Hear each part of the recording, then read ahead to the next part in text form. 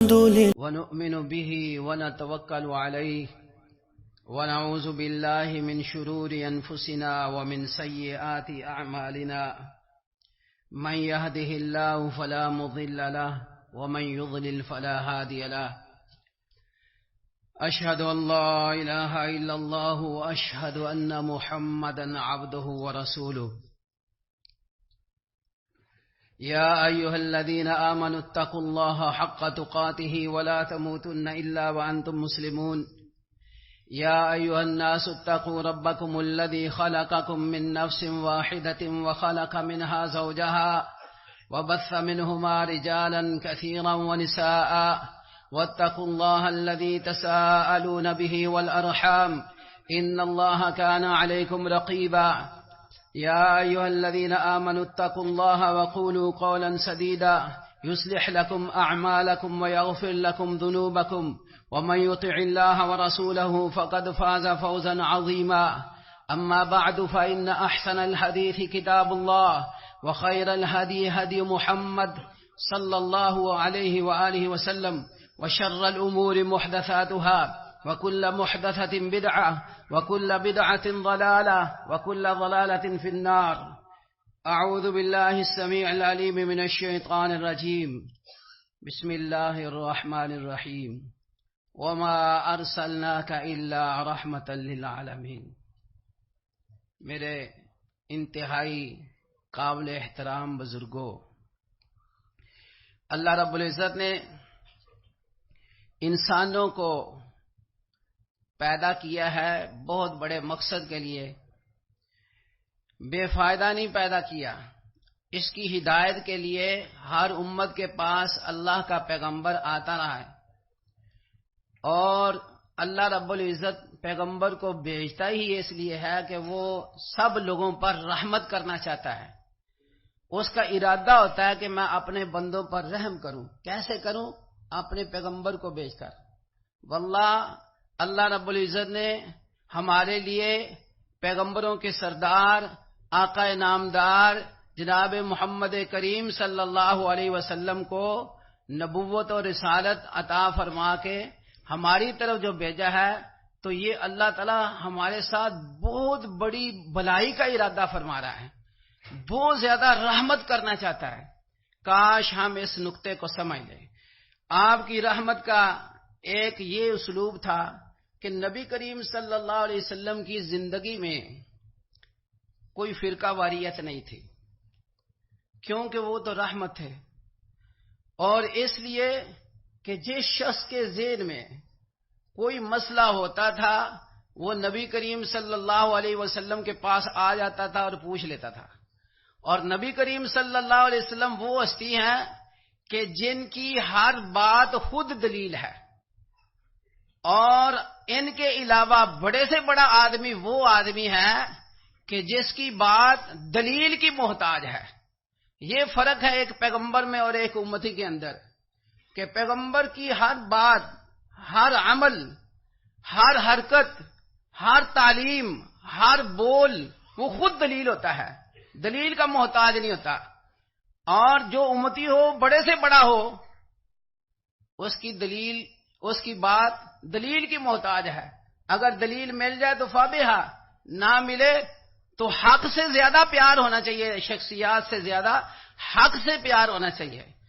تو نبی کریم صلی اللہ علیہ وسلم کے ذریعے اللہ نے اس امت پر اتنی رحمت فرمائی کہ آپ کے دور میں کوئی شرک کی علامت نہیں تھی، کوئی فرقہ واریت نہیں تھی، کسی قسم کا گروہ بندی نہیں تھی، اور صحابہ کرام رضوان اللہ علیہم اجمعین آپ سے مسئلہ پوچھتے اور ان کو یقین ہوتا تھا کہ ہمیں حق بتایا جائے گا، اور اس زبان اقدس سے حق کے علاوہ کوئی اور چیز نکل ہی نہیں سکتی، اور وہ پھر ماننے کے لیے پوچھتے تھے اور پھر مانتے بھی تھے اور پھر اس پر عمل بھی کرتے تھے، فرقہ واریت پیدا ہی نہیں ہوتی تھی۔ کاش وہ اللہ کے پاک پیغمبر صلی اللہ علیہ وسلم اتنے قیمتی انسان، ان کی وہ زندگی ختم نہ ہوتی، ان کی تو دوسری زندگی شروع ہو گئی برزخ والی، یہ زندگی ختم نہ ہوتی، وہ آج بھی ہمارے اندر ہوتے، آج بھی ہمارے پاس یہ فرقہ واریت کا ناسور نہ ہوتا، جس نے ہمارے ملک کے امن و امان کو تہ و بالا کر دیا ہے۔ لیکن اللہ رب العزت کے اپنے قانون اور اپنے ضابطے ہیں. اتنی قیمتی ہستی، اور ہمیں اتنی قیمتی ہستی جب اللہ تعالیٰ کے پاس واپس گئی تو ہمارے پاس دو قیمتی تحفے چھوڑ دی. ترکت فیکم امرین لن تضلوا ما تمسکتم بہما کتاب اللہ و سنتی.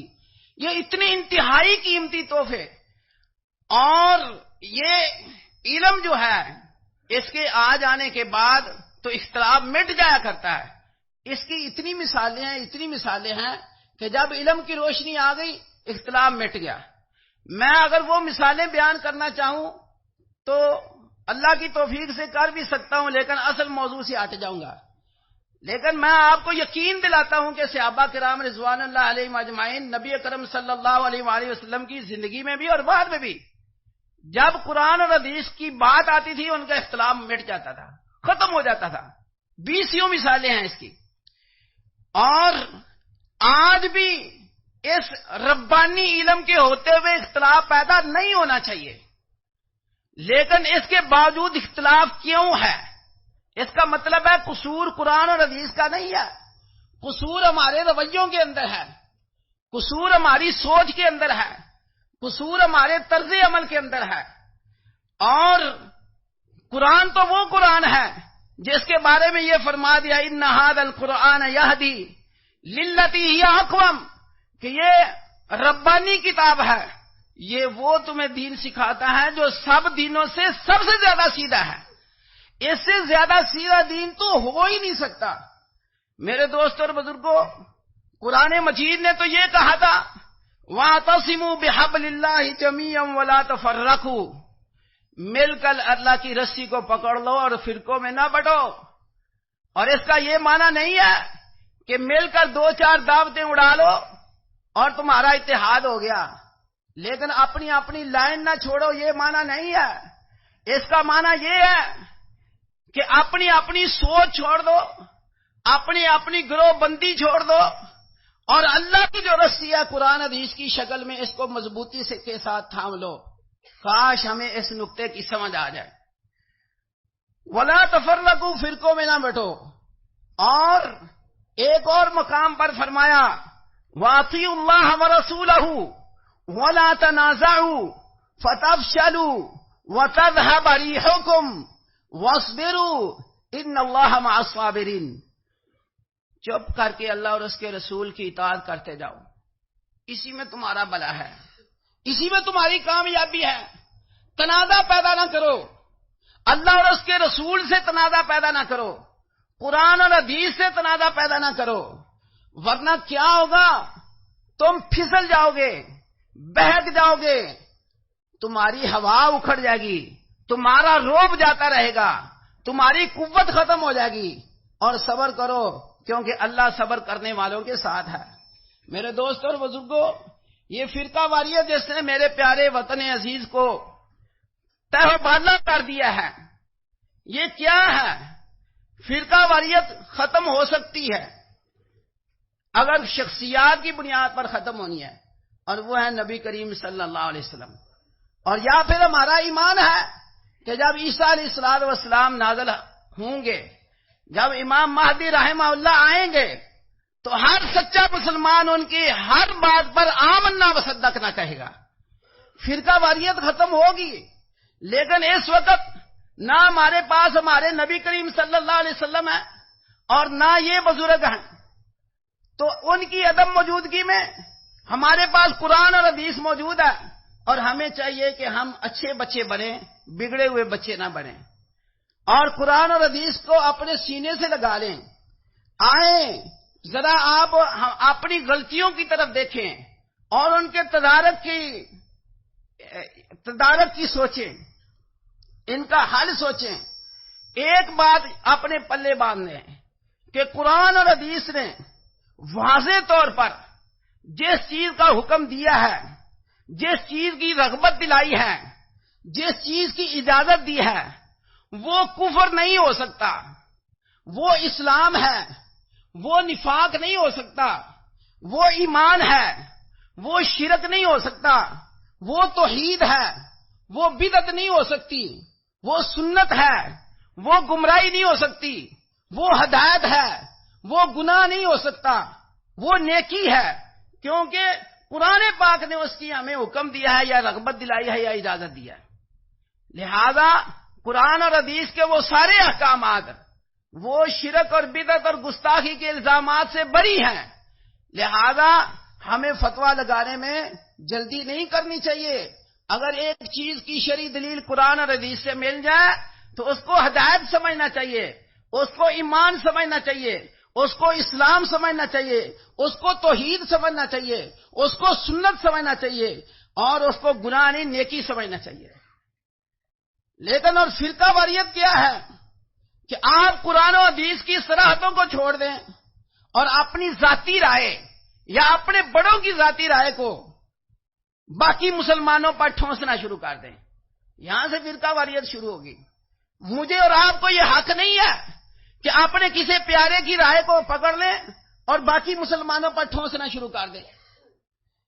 وَلَا يَرْضَىٰ لِعِبَادِهِ الْكُفْرَ، اللہ رب العزت اپنے بندوں کے لیے کبھی بھی کفر کو پسند نہیں کرتا، کبھی بھی نفاق کو پسند نہیں کرتا، کبھی بھی گناہ کو پسند نہیں کرتا، کبھی بھی منافقت کو پسند نہیں کرتا۔ لہذا قرآن اور حدیث میں جو باتیں اللہ رب العزت نے بیان کر دی ہیں، ان کا حکم دیا ہے، ترغیب دی ہے یا اجازت دی ہے، وہ ہر حال میں سراسر ہدایت ہے۔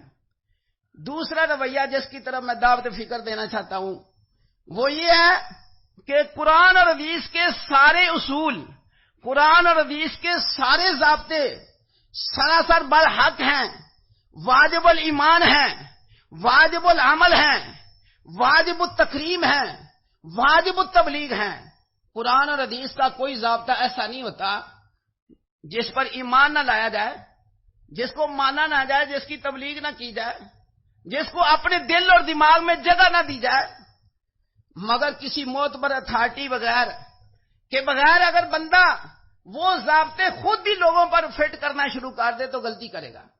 ضابطہ ٹھیک ہے، لیکن آپ جو فٹ کر رہے ہیں وہ اس میں غلطی کر رہے ہیں۔ اور یہ اتنا بڑا اہم اصول ہے کہ اب ذاتی رنجش کی بنا پر جب مقدمہ ہوتا ہے نا تو تگڑا آدمی کہتا ہے اس کمزور پر فلانی دفعہ بھی لگا دو، فلانی دفعہ بھی لگا دو، فلانی دفعہ بھی لگا دو، کیونکہ اس کو تگڑا دینا ہے۔ دفعہ تو ٹھیک ہے، قانون میں موجود ہیں، لیکن وہ کیوں لگا دو؟ غصہ کوئی اور نکالنا چاہتا ہے۔ یاد رکھیے قرآن اور حدیث کا ہر اصول اور ضابطہ ٹھیک ہے، مگر اس کو لوگوں پر فٹ کرنے کا معاملہ جو ہے وہ کھیل تماشا نہیں ہے، وہ آ گیا اناڑیوں کے ہاتھ میں، تو اس سے فرقہ واریت پیدا ہوگی، ختم نہیں ہوگی۔ میں اس کی مثال دیتا ہوں، مثال کا صرف سمجھانے کے لیے۔ اس میں کوئی شک نہیں کہ سورۃ فاتحہ کے بغیر نماز نہیں ہوتی، یہ ضابطہ ہے، یہ اصول ہے، اور یہ میں نے اپنی طرف سے نہیں گڑھا، اس کے دلائل موجود ہیں جس کا یہ موقع نہیں ہے۔ لیکن اگر کوئی یہ سمجھے کہ چونکہ سورۃ فاتحہ کے بغیر نماز نہیں ہوتی لہذا جو شخص سورۃ فاتحہ کے بغیر نماز پڑھتا ہے وہ بے نماز ہے، اور جو بے نماز ہے وہ پکا کافر ہے، اور جو پکا کافر ہے اس کا نماز جنازہ جائز نہیں، اور پھر ہمارے فلاں مرشد کا حکم ہے کہ ایسے شخص کو دیوار کے پار اتار دو۔ تو کیا یہ اس ضابطے کو لے کر جو اس نے خود ہی اس کو فٹنگ کیا ہے صحیح کیا ہے؟ غلط کیا ہے۔ اور یہ اسی طرح کتاب و سنت کا اصول ہے، ان الحکم الا للہ، حکم صرف پوری کائنات میں اللہ کا چلتا ہے۔ وَمَن لَّمْ يَحْكُم بِمَا أَنزَلَ اللَّهُ فَأُولَٰئِكَ هُمُ الْكَافِرُونَ، جو کتاب و سنت کے مطابق فیصلہ نہیں کرتا وہ کافر ہے۔ یہ ضابطہ ٹھیک ہے، اصول ٹھیک ہے، لیکن آپ کو پتا ہے کہ سب سے پہلے یہی ضابطہ اور اصول صحابہ کرام کے خلاف استعمال کیا گیا، حضرت عثمان کے خلاف، سیدنا علی رضی اللہ تعالیٰ عنہ کے خلاف، بڑی بڑی ہستیوں کے خلاف۔ تو کیا انہوں نے اس اصول کو صحیح استعمال کیا تھا؟ سوال ہی نہیں پیدا ہوتا۔ تو قرآن اور حدیث کے ضابطے صحیح ہیں، لیکن ان کی فٹنگ اور ان کو لاگو کرنا، اس میں غلطی کرتے ہیں لوگ، اور یہ کھیل تماشا نہیں ہے، یہ پوری ذمہ داری کی بات ہوتی ہے۔ اور اسی طرح میں یہ چاہوں گا اس موقع پر کہ یہ علماء کی میٹنگ میں طے ہونا چاہیے کہ گستاخی ہوتی کیا ہے، اور گستاخی ہوئی ہے یا نہیں، اور پھر جو ہو اس کے مطابق پہلے سوچ سمجھ کر ایک ضابطہ بنائیں، پھر اس کے اوپر عمل کریں۔ میرے دوستوں اور بزرگوں، کسی خاص شخص کو کافر کہنا یہ کوئی خالہ جی کا باڑا نہیں ہے، اس کے لیے 3 اتھارٹیاں مل کر فیصلہ کرتی ہیں۔ دارالافتاء ملک کے جیت علماء کرام وہ فیصلہ کرتے ہیں کہ ایسا جرم ہوا ہے کہ نہیں جس کی وجہ سے کسی کو کافر کہا جائے، کیا اس وجہ سے بندہ کافر ہوتا بھی ہے کہ نہیں، یعنی مسئلے کی نوعیت کیا ہے، بندہ مرتد ہوتا ہے کہ نہیں، یہ علماء فیصلہ کریں گے، پورے ملک کے جید علماء، سنجیدہ علماء۔ پھر عدالتیں فیصلہ کرتی ہیں کہ ٹھیک ہے اس جرم کی وجہ سے بندہ مرتد تو ہوتا ہے، لیکن یہ جرم ہوا ہے کہ نہیں، وہ یہ تو عدالتیں فیصلہ کریں گی۔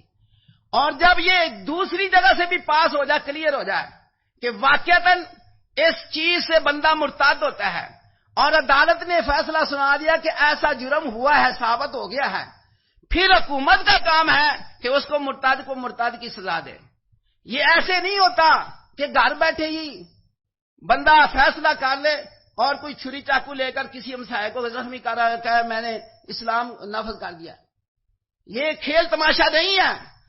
اب آئے دیکھیں، قرآن کہتا ہے وَأَعِدُّوا لَهُم مَّا اسْتَطَعْتُم مِّن قُوَّةٍ، کہ کافروں کے لیے جتنی ہو سکتی ہے تم طاقت مہیا کرو، جتنا ہو سکتا ہے طاقت مہیا کرو۔ یہ تو حکومتوں کو کہا گیا ہے کہ کافروں کے خلاف جو تم تیاری کر سکتے ہو وہ کرو، اس میں کمی اور کمزوری کا مظاہرہ نہ کرو۔ اور پھر کافروں کے خلاف، دشمنوں کے خلاف، جن کے خلاف ہماری محاذ رہی ہے، سیاسی اقدامات کرنا، سفارتی اقدامات کرنا، جنگی پلان بنانا، یہ حکومتوں کا کام ہے۔ لیکن اگر ایک فرقہ یا 2 فرقے ایک دوسرے کے خلاف یہ سوچنا شروع کر دیں کہ ہم 100% سچے، ہمارے مخالف 100% غلط، لہذا ہمیں جنگی پلان بنانا چاہیے، ہمیں سفارتی حکمت عملی ترتیب دینی چاہیے، ہمیں سیاسی طاقت حاصل کرنی چاہیے دوسرے مسلمان فرقے کو کچلنے کے لیے، تو کیا یہ ٹھیک ہو جائے گا؟ غلط ہو جائے گا۔ حالانکہ وَأَعِدُّوا لَهُم مَّا اسْتَطَعْتُم مِّن قُوَّةٍ، یہ اللہ کا حکم ٹھیک تھا، برحق تھا، لیکن یہ کس کو کہا جا رہا ہے؟ اور بندہ ملک کے اندر ملک بنا کر بیٹھ جائے، یہ کون سی اسلام کی خدمت ہے؟ اسی طرح آئیں میرے دوستوں، کوئی اگر کلمہ گو غلط بھی ہے تو وہ قابل رحم ہوتا ہے۔ ہمیشہ دیکھو مخالف فرقے کے ہر بندے کو آپ قابل رحم سمجھیں کہ وہ مغالطوں کا شکار ہے، اس کی رہنمائی غلط ہو گئی تو اس کو آپ اچھے طریقے سے ڈیل کریں، اس کا مغالطہ دور کریں، اس کو اچھے طریقے سے اسلام کی اصل تعلیمات سے روشناس کرائیں۔ مگر آپ یہ کیا ہو گیا کہ آپ اس کو واجب القتل سمجھنا شروع کر دیں۔ میرے دوستوں اور بزرگوں، ایک وہ موقع تھا جب قومی ذرائع ابلاغ، پاکستان ٹیلی ویژن، پاکستان ریڈیو، اس پر کوئی تقریر نشر ہوتی تھی تو وہ ذرا غور و فکر کرتے تھے، چیک کرتے تھے کہ اس میں کوئی فرقہ واریت تو نہیں، اس میں ملک کی یکجہتی کے خلاف کوئی نقطہ تو نہیں ہے، وہ چیک کر کے تو پھر اس کو نشر کرتے تھے۔ آج ہم نے فرقوں کو پرائیویٹ چینل دے دیے، اب وہ نفرت پھیلاتے ہیں، اسلام کی خدمت نہیں کرتے، اپنے مسلک کی خدمت کرتے ہیں، اور نفرت اس قدر پھیلاتے ہیں کہ بس صرف لڑائی باقی رہ گئی، باقی اور کوئی کسر باقی نہیں رہ گئی۔ اور کسی ضابطے کے بغیر یہ کھلی چھٹی دینا، یہ حکومت کی سستی ہے۔ یہ ان کو چاہیے کہ ضابطہ ہو، چیک ہو اور بیلنس رکھا جائے، پھر پتہ چلے۔ جس طرح آپ مسجدوں کے اندر لکھنے والے چھوڑ دیتے ہیں کہ یہ مولوی کیسا بولتا ہے، چینلوں پر بھی تو ہونا چاہیے کہ یہ کیا کدھر لوگوں کی تربیت کر رہا ہے، کیا محمد رسول اللہ صلی اللہ علیہ وآلہ وسلم کا امتی بنا رہا ہے اپنے فرقے والوں کو، یا ان کے فرقے والوں کو آپس میں نفرت پیدا کر رہا ہے؟ میرے دوست اور بزرگوں، اسی طرح ہم عاشق رسول اور عشق رسول کے بڑے دعوے کرتے ہیں۔ آؤ میں ایک بات کہنا چاہوں گا اور پوری ذمہ داری سے اس ملک کے اندر ہم نے نبی کریم صلی اللہ علیہ وسلم کے ساتھ وفاداری کا کیا حق ادا کیا ہے؟ کبھی سوچو. وہ تو رحمت للعالمین تھے، وہ تو امام الانبیاء تھے، وہ تو خاتم الانبیاء ہیں. ہم نے صرف ناطے اور نانوں تک ہی رکھا ہے اپنے آپ کو، یا صرف عملی قدم بھی اٹھایا ہے؟ اس وقت ہم اور ہماری حکومت اور پورا پاکستان عاشق رسول بنے گا جس دن یہ پابندی ہو جائے گی کہ کوئی بندہ پورے ملک میں من گڑت حدیث بیان نہیں کرے گا. جو شخص من گڑت حدیث بیان کرے گا وہ عدالت میں کیس اس کا جائے گا اور اس سے پوچھا جائے گا کہ تو نے اس ہستی کا نام لے کر جس کو کافر بھی سعادت الامین کہتے تھے، تو نے اس ہستی کا نام لے کر غلط مسئلہ ان کے نام کیوں لگایا؟ اگر یہ آپ کر لیں واللہ فرقہ واریت بھاگ جائے گی تمہارے ملک سے. ہم صرف خوش دعوے کرنے والے، ذرا سوچو تو صحیح کہاں کہاں سے شر پیدا ہو رہا ہے. اور اگر ہم مخلص ہیں تو ہمیں یہ کام کرنا پڑے گا. اس کی بجائے ہم اس شخص کے سر پر دست شفقت رکھتے ہیں جو نبی کریم صلی اللہ علیہ وسلم کی ثابت شدہ حدیثوں کا بھی استہزاء کرتا ہے. نبی کریم صلی اللہ علیہ وسلم کی ثابت شدہ حدیثیں اور جو ان کی تعلیمات ہیں بغیر شک و شبہ سے پاک، ان کا کوئی مذاق اڑائے، ان کا کوئی انکار کرے، ہم اس کے سر پر دست شفقت رکھتے ہیں. اور اگر کوئی جھوٹی حدیثیں بیان کر کے اپنی پتنگ اڑانے کی کوشش کرے تو ہم جناب اس کے سرپرست بن جاتے ہیں. اور ہمیں یہ کیا معیار ہے اس کے رسول کا؟ آئیں مزید میں یہ چاہتا ہوں، جس طرح سرکاری ملازم کے لیے آپ یہ سمجھتے ہیں کہ جناب تعلیمی اسناد ہونی چاہیے، تعلیمی میرٹ ہونا چاہیے، اسی طرح سیاست دانوں کا بھی ہونا چاہیے، علماء کا بھی ہونا چاہیے کہ یہ فارغ ہوں، ذمہ دار ہوں، فرقہ واریت پھیلانے والے نہ ہوں. ان کی تربیت بہت بڑی چیز ہے. اور جس طرح ان کا ہونا چاہیے اس طرح یہ کالج اور سکول کا بھی ہونا چاہیے. ہم دیکھتے ہیں تعلیم نہیں ہے، معلومات کا رش ہے، اور تربیت تو چاند دیکھنے والی خوردبین بھی لگائیں تو نظر نہیں آتی تربیت. اور مار نہیں پیار کی وجہ سے لوگ، استاد ڈرتا ہے شاگردوں سے اور شاگرد اس کی توہین کرتے ہیں. معمولی سا ادب بھی سکھا دے استاد تو استاد کے خلاف مقدمہ قائم ہو جاتا ہے. وہ حکومت کی ذمہ داری تھی کہ ہمارے تعلیمی اداروں سے عاشق رسول پیدا ہوں، ہمارے تعلیمی اداروں میں کم از کم نبی اکرم صلی اللہ علیہ وسلم کی اخلاقیات ہی سکھا دو طالب علموں کو. اور ایسے طالب علم منتخب کرو اور استاد منتخب کرو جو خود بھی نمونہ ہوں، سیمپل ہوں، کرپٹ نہ ہوں.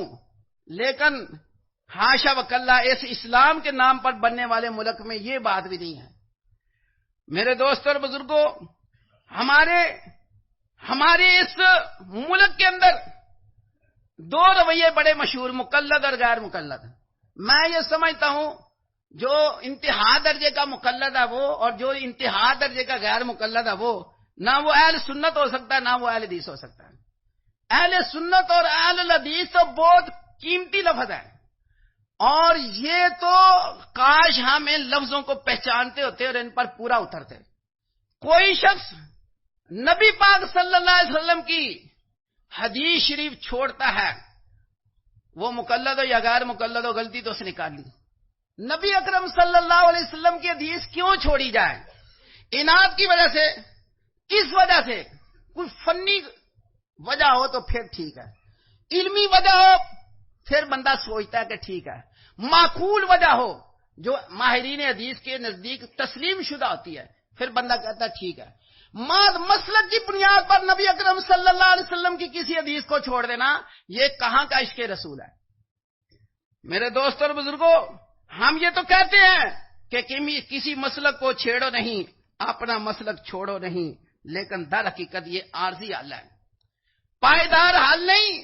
پائیدار حل یہ ہے کہ قرآن اور حدیث کو عام کر دیا جائے. جب اصل چیز عام ہو جائے گی جس کی وجہ سے ہمارے فرقے ختم ہو سکتے ہیں. جو قرآن اور حدیث کی بات کرتا ہے وہ فرقہ نہیں ہوتا، وہ فرقہ واریت نہیں ہوتی. جو قرآن اور حدیث سے ہٹتا ہے وہ فرقہ ہوتا ہے، وہ فرقہ واریت ہوتی ہے۔ جو شخص قرآن حدیث سے جتنا ہٹے گا اتنا ہی وہ فرقہ واریت کا شکار ہے، اور جو شخص محمد کریم صلی اللہ علیہ وسلم کے چھوڑے ہوئے علم کے جتنا نزدیک آئے گا اور اس پر عمل کرے گا اتنا ہی وہ فرقہ واریت سے بچا ہوا ہے۔